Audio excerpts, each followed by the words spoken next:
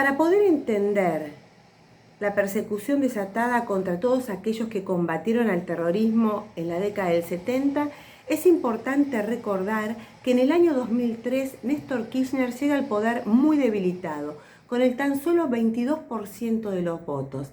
Y es precisamente para consolidar su base electoral es que decide levantar la bandera de los derechos humanos. Bandera que jamás había defendido en su larga trayectoria política. Pero necesitaba cooptar esa izquierda ruidosa y resentida, y para ello nada mejor que ofrecerles en bandeja su anhelada venganza, persiguiendo judicialmente a quienes en los 70 los habían derrotado en el terreno de las armas. El dame la venganza y no te toco el bombo representaba el acuerdo tácito entre las izquierdas y el flamante gobierno kirchnerista. Pero para poder llevar adelante su plan necesitaba alinear una justicia que todavía no había tocado fondo. Su futuro político dependía de si lograba torcer el brazo a una justicia que debía ser disciplinada. Y no le temblaron las manos para iniciar una férrea persecución a todos los magistrados que osaran tener una mirada independiente. Corte Suprema de Justicia, Casación, tribunales de primera y segunda instancia. Nadie estuvo libre de las presiones del Poder Ejecutivo, utilizando el Consejo de la Magistratura como instrumento de dominación. Resultado de ese disciplinamiento de la justicia, se terminan considerando delitos de lesa humanidad a las acciones del poder estatal en el conflicto de los 70. Pero para garantizar la impunidad de los terroristas, este concepto solo se aplica a los actores estatales, fundando una doctrina propia que no tiene ningún sustento jurídico en el marco internacional. De esta forma, los subtenientes y los cabos de los 70 terminaron siendo juzgados con mayor severidad que los comandantes del proceso. Esta política de Estado en esta desquiciada Argentina fue acompañada por una campaña hegemónica en lo cultural, que a través de la educación y los medios de comunicación impusieron una visión hemipléjica de los 70, que transformó en jóvenes idealistas a los que habían atacado a la República y en demonios imperdonables a quienes la habían defendido. En esta campaña, la mayoría del establishment de la cultura terminó siendo funcional, algunos por afinidad ideológica, otros por una cuestión económica y muchos otros por una actitud cobarde que facilitó la imposición de la tiranía del pensamiento único. Todos terminaron bailando al son de la música que les dictaba el Estado, y así lograron imponer el número de los 30.000 desaparecidos y la figura absurda de genocidio, mientras que muy pocos recuerdan a las verdaderas víctimas del terrorismo demencial. A más de 40 años del conflicto armado de los 70, la justicia y el poder político del presente siguen hermanados en la persecución exclusiva de las Fuerzas Armadas y de Seguridad que combatieron al terrorismo de los 70.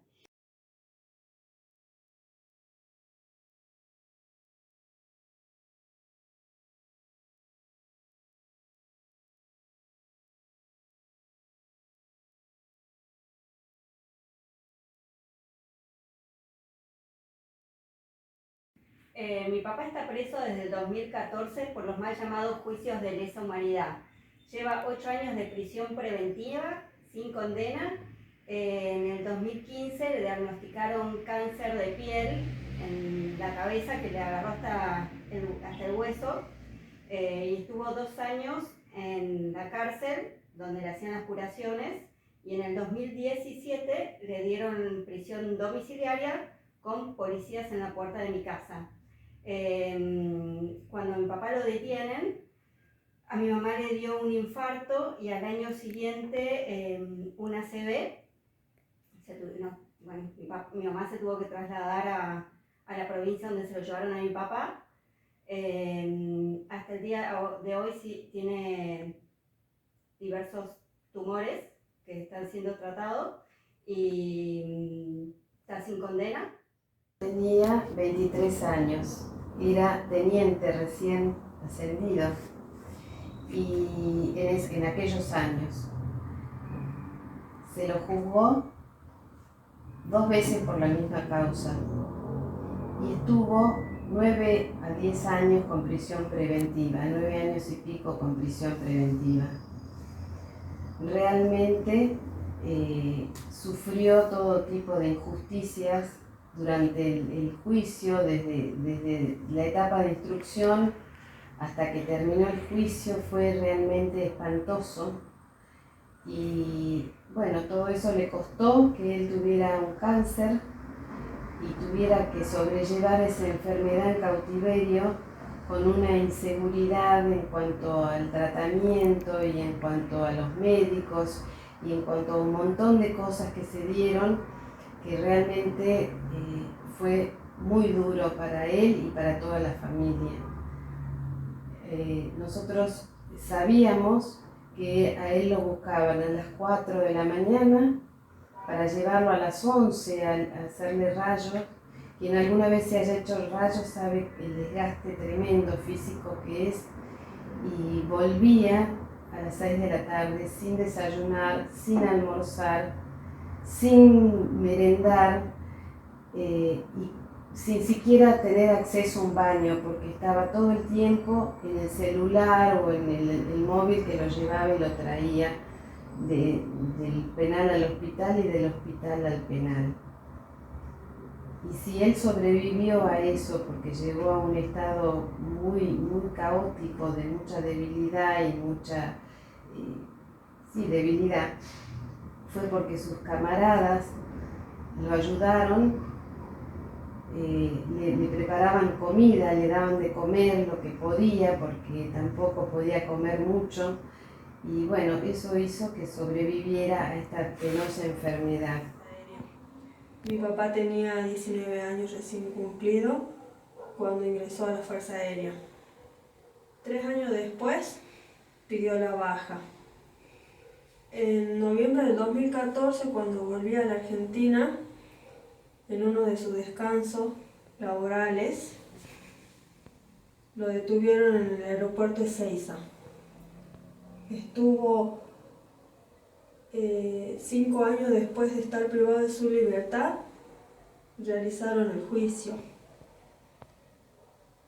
Las supuestas pruebas que llevaron a los jueces a darle 25 años de prisión se basan en testigos falsos, como algunos de ellos cobraron indemnizaciones y hoy están viviendo una vida de lujo en el extranjero. Desde ese momento hasta el día de hoy estamos luchando para la revisión de su causa, o al menos para acceder a la prisión domiciliaria, ya que ese derecho también se lo negaron y se lo vienen negando reiteradas veces. Hace poco mi papá hizo una huelga de hambre de 46 días que solo ingería líquido. Para que él desista de esa decisión, lo internaron en un neuropsiquiátrico por orden de la jueza Martín Morguese. Luego fue llevado nuevamente al Penal Federal de Güemes y aún así seguimos esperando una respuesta de una justicia tuerta, lenta e ineficaz.